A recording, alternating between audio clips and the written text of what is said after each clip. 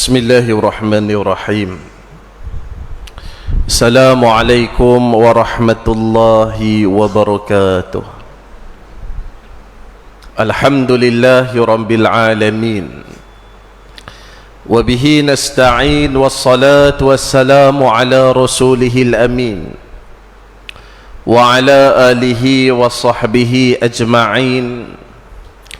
Rabbi syrah li sadri wa yassir li amri wahlul uqdatan min lisani yafqahu qawli, amma ba'du. Ayah-ayah, ibu-ibu muslimin dan muslimat, hadirin yang dirahmati dan dikasihi oleh Allah sekalian, alhamdulillah, puji dan syukur kita angkat setinggi-tingginya kepada Allah Subhanahu wa ta'ala, masih lagi memberikan kelapangan usia kepada kita, dan alhamdulillah dengan rahmat, bimbingan, kasih daripada Allah dapat sama-sama kita bertemu tengah hari ini sebagai tanda membuktikan nilai iman kita kepada Allah Subhanahu wa ta'ala, untuk sama-sama kita mendirikan salat Jumaat. Dan sebelum kita pergi ke mimbar khutbah dan kita salat, kita mengambil sedikit kesempatan tengah hari ini untuk berkumpul, kita berkongsi ilmu. Mudah-mudahan Allah merahmati pertemuan kita tengah hari ini, insya-Allah.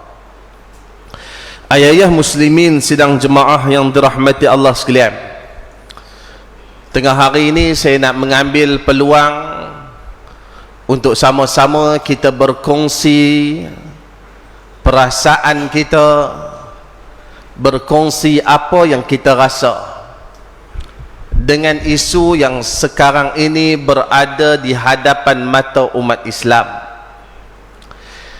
Dan saya rasa isu ni bukanlah isu yang berada di hadapan mata semata-mata, tetapi isu ini adalah isu yang berada di jiwa umat Islam, di hati umat Islam, di minda umat Islam setiap masa.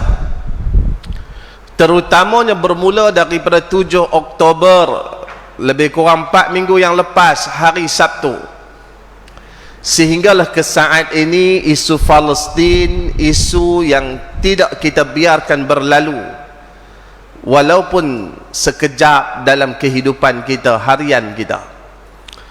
Ayah yang dirahmati Allah sekalian, sebab apa Palestin hari ini sangat diminta ataupun sangat orang kata dituntut oleh Israel? Sebab apa bumi ini bumi yang diorang nak sangat, diorang claim sangat? Dan untuk siapa Palestin ni? Siapa yang berhak kepada Palestin? Saya nak mulakan pertemuan kita tengah hari ini untuk kita mengingkap sedikit sirah yang berlaku di zaman Nabi sallallahu alaihi wasallam. Peristiwa Badar, Nabi sallallahu alaihi wasallam, dalam peristiwa Badar Nabi keluar, tujuan Nabi bukan untuk berperang. Yang ni kita kena jelas. Matlamat Nabi keluar dalam peristiwa Badar adalah untuk menahan kafilah dagang Abu Sufyan. Waktu tu Abu Sufyan, pembesar-pembesar Quraisy, mereka ambil harta umat Islam yang ditinggalkan di Mekah. Dia orang ambil, dia orang bawa jual untuk ekonomi dia orang. Nabi SAW dan sahabat waktu tu keluar semata-mata nak pergi tahan kafilah ni ya. Nabi bukan tujuan untuk berperang. Sebab itu Nabi keluar, tentera pun tak ramai, peralatan senjata pun tak lengkap. Tetapi apa yang berlaku, kedatangan Nabi dapat dihidu oleh Abu Sufyan. Dia hantar utusan kepada musyrikin, minta protek, minta perlindungan. Abu Jahal, Abu Lahab, pemimpin-pemimpin Quraisy hantar satu bala tentera untuk mempertahankan Abu Sufyan. Datang pula utusan yang kedua, bagi tahu kepada puak-puak ni, puak-puak Quraisy, ni hampa balik dah, aku pun selamat sampai dah dekat Mekah. Tetapi kedegilan puak-puak Quraisy sehingga mereka bertekad untuk menyerang Nabi sallallahu alaihi wasallam. Ayam dirahmati Allah sekalian, Nabi kumpul para sahabat. Nabi tanya para sahabat, Nabi tanya Abu Bakar, Nabi tanya Umar, wahai Abu Bakar, wahai Umar, apa pandangan kamu? Kita nak buat apa ni? Quraisy nak serang kita ni. Kata Abu Bakar dan Umar, ya Rasulullah, kita perang dengan dia orang. Nabi tak puas hati. Nabi kata, berikan aku pandangan. Datanglah seorang sahabat daripada kalangan muhajirin, Miqdad bin Amr.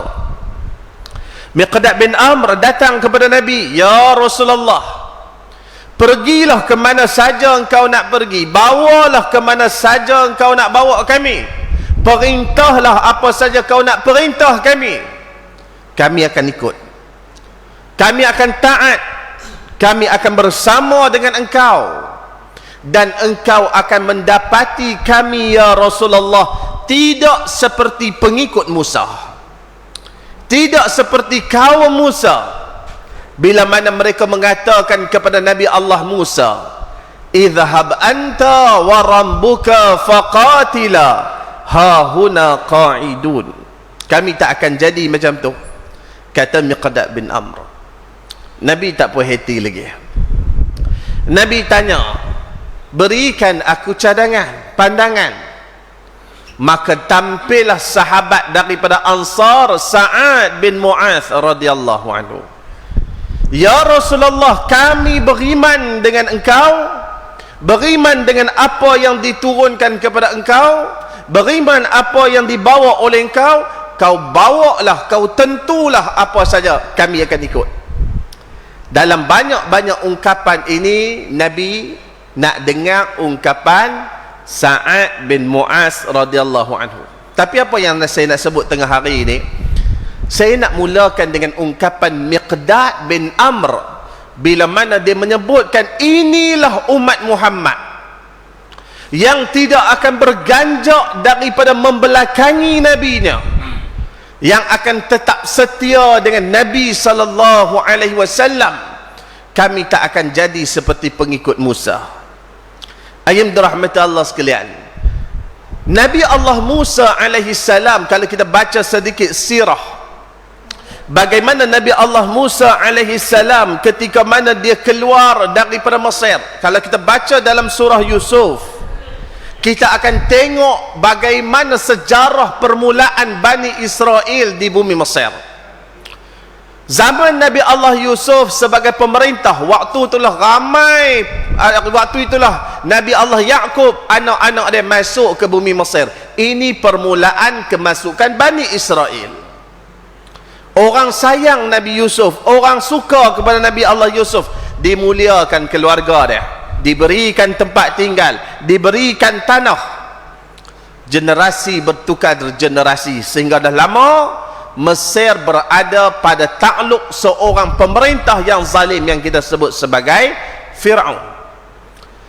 Kemuncak kezaliman Fir'aun, kejahatan Fir'aun bukan sekadar dia mengaku diri dia Tuhan, tetapi dia membunuh bayi-bayi lelaki daripada kalangan Bani Israel yang lahir. Tak terkecuali yang dikejar adalah Nabi Allah Musa alaihi salam. Ibu sekalian, Nabi Allah Musa keluar daripada Mesir. Ketika mana Nabi Allah Musa masuk balik ke Mesir, pada waktu itulah dengan tujuan menyelamatkan Bani Israel. Ayam dirahmati Allah sekalian, Bani Israel dia orang tengok depan mata macam mana tongkat Musa, mukjizat yang diberikan oleh Allah, telah mengalahkan sihir-sihir yang dilakukan oleh tukang sihir Fir'aun. Dia orang tengok depan mata bagaimana tongkat Musa membelah lautan. Dia orang tengok depan mata bagaimana mereka melihat Fir'aun ditenggelamkan oleh Allah Bani Israel tengok depan mata. Sebab itu kata Nabi Allah Musa alaihi salam kepada kaum dia, ya qaumi dhkuru ni'matallahi alaikum, wahai kaumku, ingatlah nikmat Allah ni banyak kepada kamu. Kaum yang paling banyak Allah bagi nikmat adalah Bani Israel. Nikmat terbesar yang Allah kurniakan kepada mereka, banyak para nabi yang lahir daripada kelompok Bani Israel. Sebab itu pok-pok ni dia belagak, dia sombong, dia jalan dengan angkuh atas muka bumi ni. Dia rasa dia makhluk Tuhan yang paling mulia, makhluk lain tak ada makna bagi dia. Sebab itu dirahmati Allah sekalian, kalau kita tengok apa yang disebut oleh Nadhir An-Nuri dengan seorang tahanan daripada Israel, mereka sanggup untuk buat pertukaran. Hampa bagi balik seorang daripada Zionis Israel yang ditawan, kami lepas 1000 orang rakyat Palestin. Sebab dia rasa mulia dengan orang kata kaum dia. Ayam dirahmati Allah sekalian. Dan puak Bani Israel ni yang mana Allah rakamkan di dalam Al-Quranul Karim, ketika mana Nabi Allah Musa meninggalkan mereka 40 hari, bukan 40 tahun, bukan 40 bulan, bukan 40 minggu, 40 hari. Tinggalkan mereka, bukan tinggal mereka sahaja, tetapi dengan mereka Nabi Allah Harun alaihi salam. Apa yang berlaku? Celah-celah itu mereka boleh membuat patung anak sapi yang dipimpin oleh Musa As-Samiri dan mensyirikkan Allah Jalla wa'ala. Dia orang tengok pertolongan Allah, dia orang tengok macam mana Allah bantu dia orang. Taurat turun di celah-celah mereka, tetapi mereka sanggup mensyirikkan Allah Subhanahu wa ta'ala. Ini puak Bani Israel. Dan Bani Israel Allah rakam dalam Al-Quran, bila mana ambil bukit tak atas kepala mereka, sami'na wa'asayna, kami ni dengar tetapi kami tak taat. Sebab itu puak ni ibu sekalian, dia ni buatlah perjanjian apa pun, semua tak boleh pakai dengan dia. Tak payah duk berjanji. Memang dia ni jenis mungkir janji. Dengan Nabi pun dia buat main-main, dengan Nabi pun dia bunuh ni orang lain. Sebab itu dirahmati Allah sekalian, Allah Subhanahu wa ta'ala rakamkan apa ungkapan Nabi Allah Musa, ya qaumi dukhulul ardal muqaddasata allati kataballahu lakum wa la tartaddu ala adbarikum fatanqalibu khasirin. Ibu sekalian, ayat ni lah hujahnya, ayat ni lah poinnya.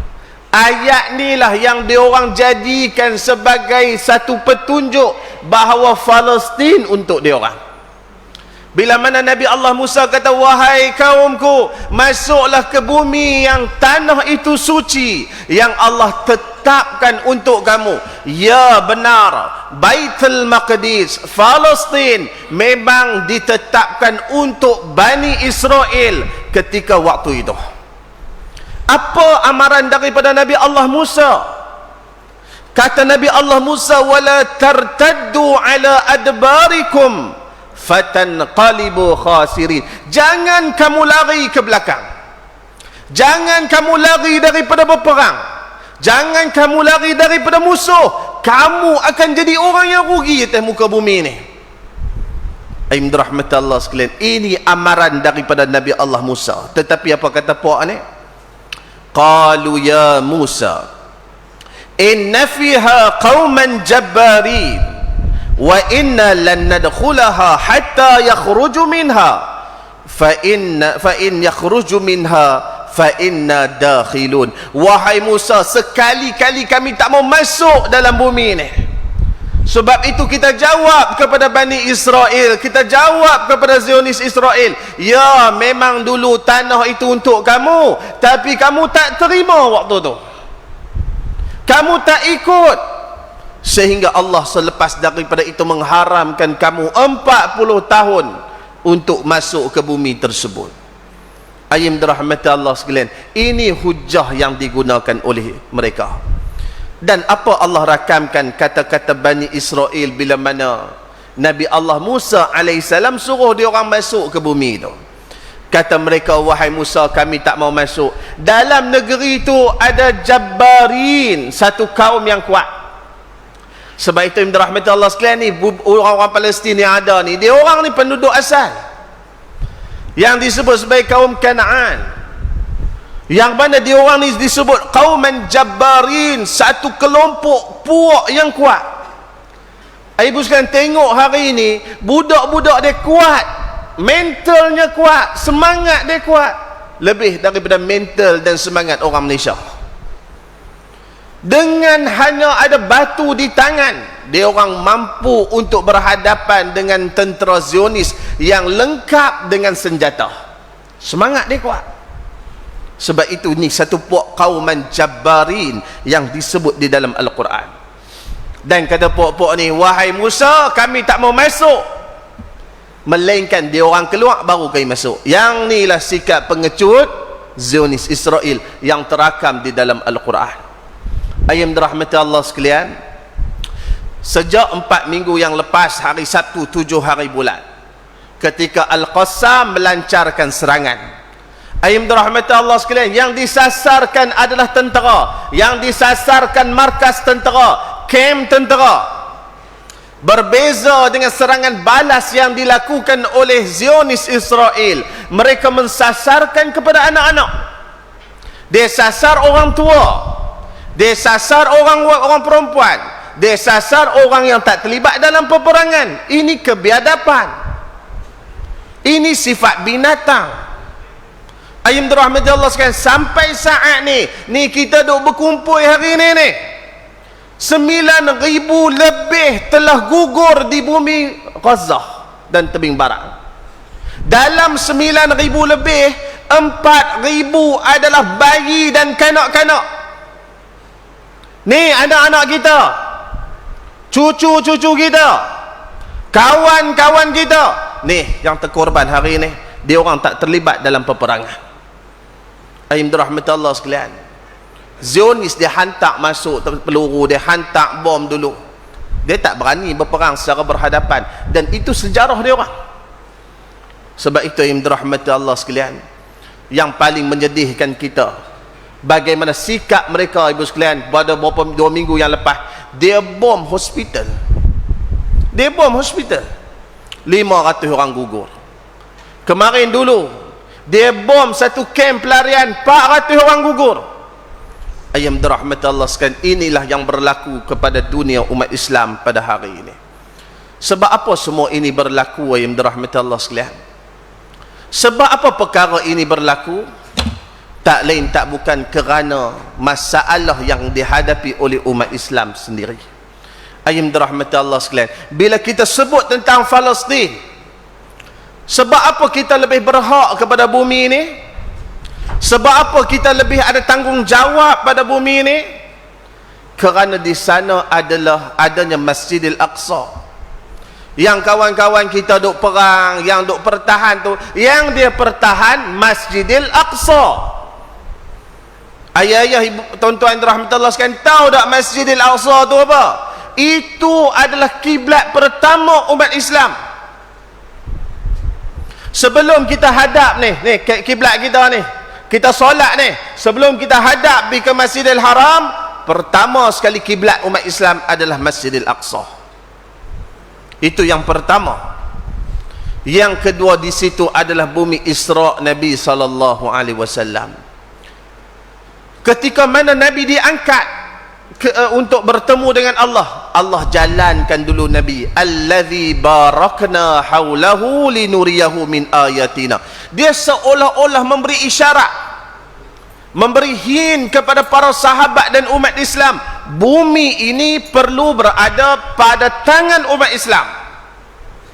Sebab itu sahabat-sahabat yang besar, kita sebut nama Khalid, kita sebut nama Abu Ubaidah, kita sebut nama Muawiyah, kita sebut nama Sa'ad, kita sebut nama Bilal. Semua ni mereka berperanan untuk membebaskan Al-Aqsa.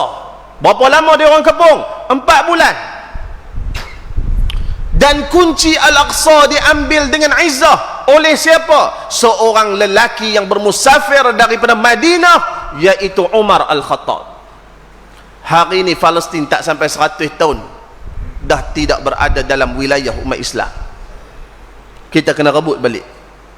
Dulu pernah jatuh Salahuddin Al-Ayyubi, rampas semula, lama duduk dengan orang Islam, hari ini jatuh balik. Ayam dirahmati Allah sekalian. Yang ketiga, di situ masjid tersuci untuk umat Islam.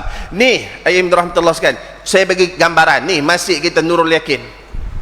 Kalau ada orang mai bawa jentolak, bawa lah apa-apa sekali, mai nak roboh masjid kita, saya tanya ayah-ayah, ibu-ibu ni, adik-adik yang depan ni, tuan-tuan ni, sanggup tak kita baring atas jalan raya tu untuk pertahankan masjid ni?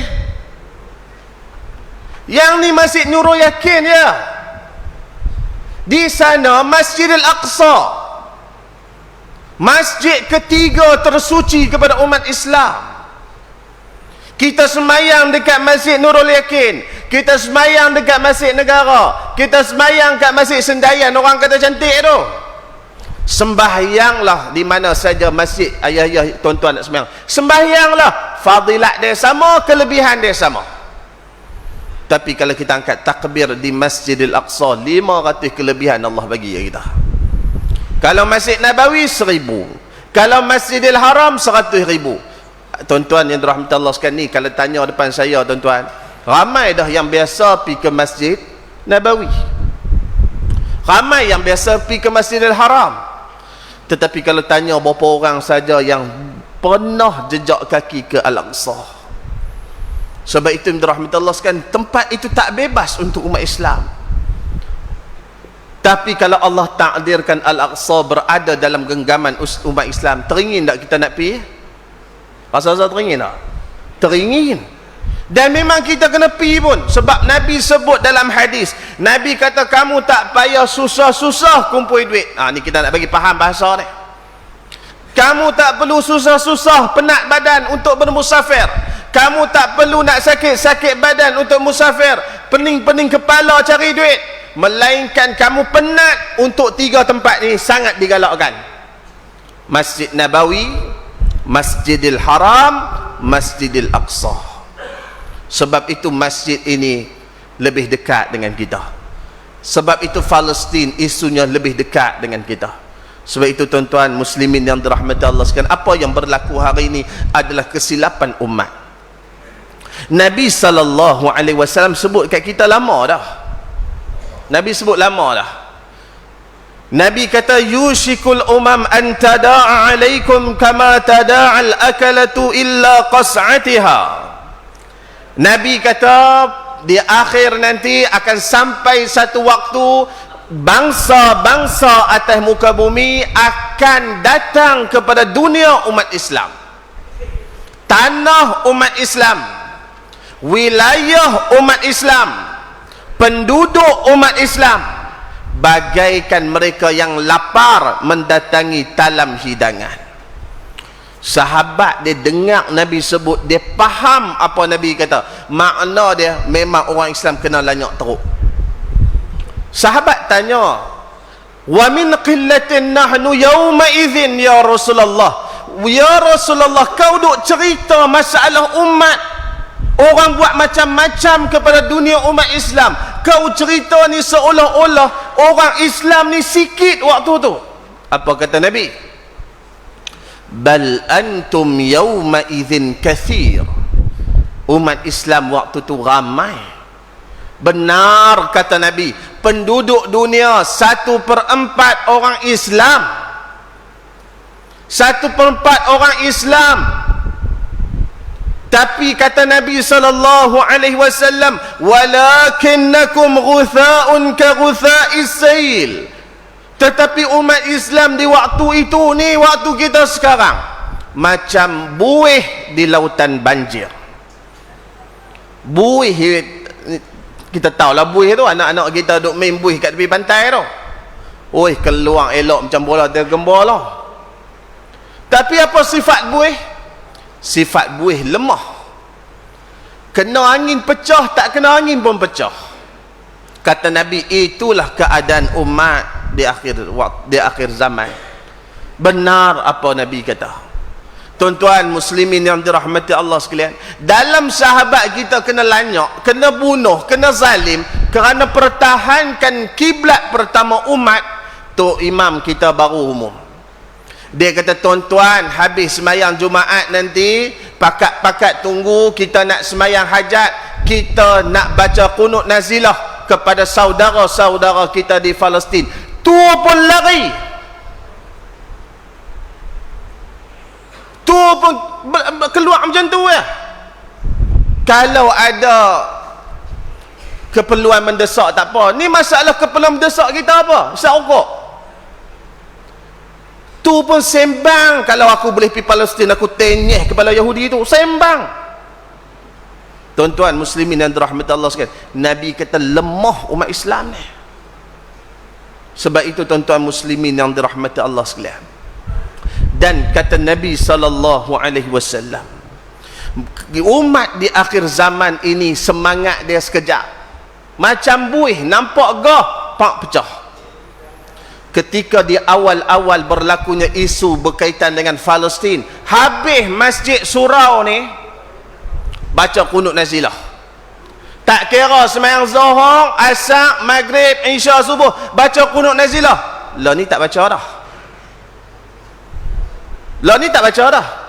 Saya minta maaf saya sebut benda ni. Sedangkan kezaliman hari ini lebih teruk pada 3 minggu lepas. Pembunuhan hari ini lebih teruk pada 4 minggu lepas. Kegelapan, kemusnahan lebih teruk pada 4 minggu lepas. Orang Islam semangat dia sekejap. Ayat dirahmati Allah sekalian, ini realiti yang berlaku. Itu yang pertama kata Nabi. Kata Nabi, wala yanza'annallahu min suduri aduwikum al-mahabbata minkum. Yang kedua, apa masalah umat hari ini? Masalah dia musuh tak takut dekat kita. Musuh tengok kita ni dia tak rasa gerun. Sahabat, zaman sahabat musuh gerun.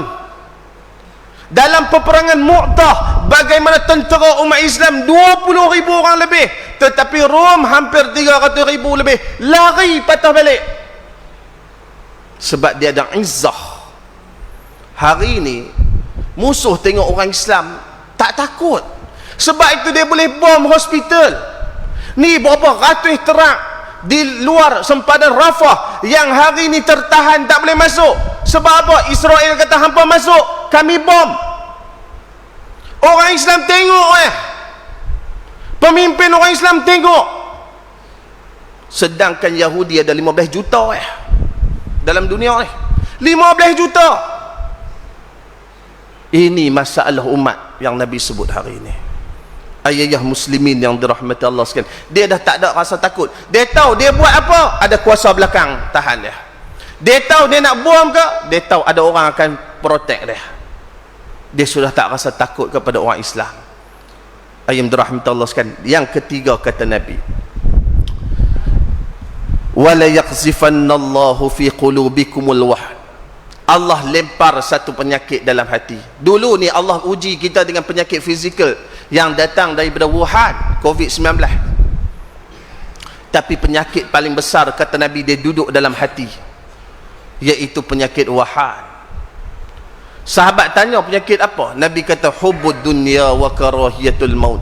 Dia takut kepada mati dan cinta pada dunia. Dalam sahabat-sahabat kita dizalimi, kita lebih senang, kita rasa seronok dengan konsert, kita rasa seronok dengan hiburan. Itulah penyakit yang berada dalam diri umat Islam. Ayat muslimin dirahmati Allah sekalian.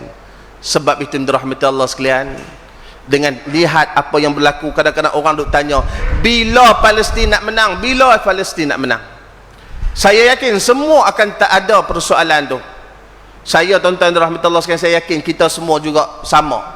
Kadang-kadang tak sampai hati nak tengok media sosial, melihat kepada apa yang berlaku di bumi Gaza. Tuan-tuan, kita orang Islam, kita yakin kepada janji Al-Quran. Tuan-tuan balik nanti, buka dalam surah Al-Isra, tengok bermula ayat 4. Allah telah menjamin kemenangan kepada orang Islam. Allah dah sebut, Allah kata kami dah maklumkan kepada Yahudi, mereka akan melakukan kerosakan 2 kali atas muka bumi ini, Bani Israel.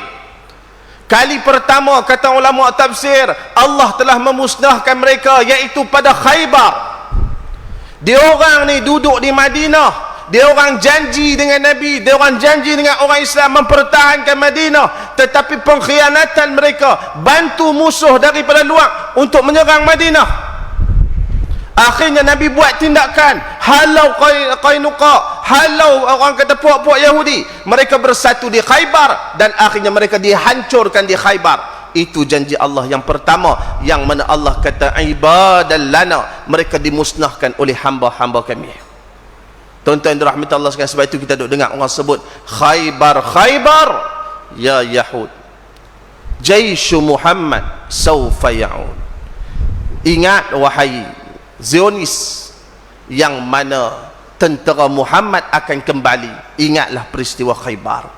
Tuan-tuan, Allah jamin kemenangan ibadan lana. Yang akan membebaskan Al-Aqsa adalah tentera-tentera yang hebat. Dulu Arab ni pakat berperang dengan Israel, semua kena. Sebab berperang semua tujuan dia ada matlamat masing-masing. Yang ni nak tahan Sinai, yang ni nak ambil yang ni nak jaga ni. Sebab itu Allah bagi kekalahan. Tetapi Allah kata ibadan lana, dia orang akan membebaskan Al-Aqsa. Sebab itu kalau saya tengok dengan apa yang berlaku hari ini, kalau kita tengok Al-Qassam, tentera yang sangat disiplin dari seluruh agama. Sebab itu kita tengok dia layan orang-orang yang ditawan sangat-sangat baik. Kita boleh tengok hari ini, dia orang ditarbiah di masjid, ditarbiah di surau. Tuan-tuan yang dirahmati Allah sekalian, nak masuk Al-Qassam ni tuan-tuan bukan senang. Syarat dia 30 juzuk Al-Quran ni. Kalau saya tanya ni, mungkin adik-adik kita ni ada yang lepas lah, saya pun duduk bawah meja ni. 30 juzuk Al-Quran.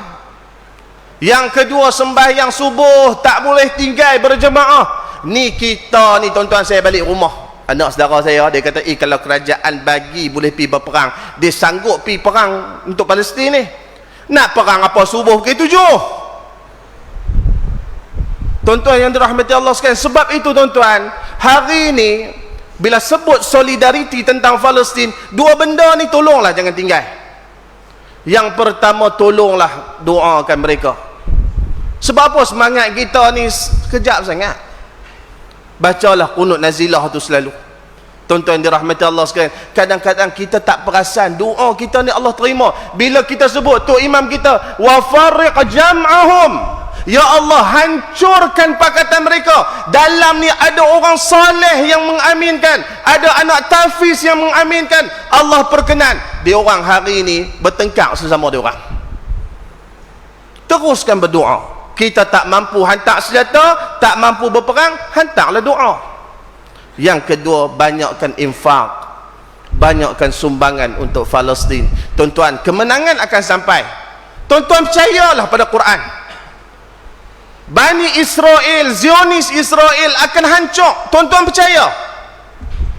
Bila Allah tentukan, orang Islam akan menang, percaya. Al-Aqsa akan dimasuki kali kedua dengan penuh kemuliaan bila Allah tentukan. Tapi kita nak jadi sebahagian daripada usaha kemenangan. Kita nak jadi nama kita tercatat sebagai orang yang menghantar doa dan menghantar bantuan bagi memenangkan umat Islam. Yang tu yang kita harap. Tuan-tuan muslimin yang dirahmati Allah sekalian, hari ini hari Jumaat, hari yang sangat baik tuan-tuan dirahmati Allah sekalian. Ni satgi ni ambil daripada asar sampai maghrib, duduk saja berdoa.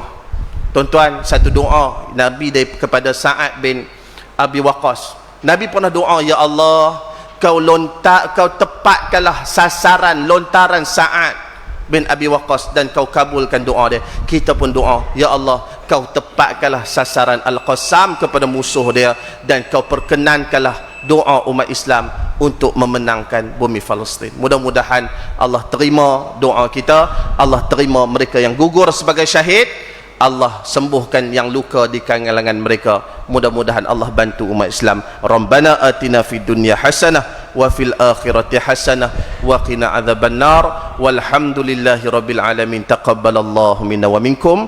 Assalamualaikum warahmatullahi wabarakatuh.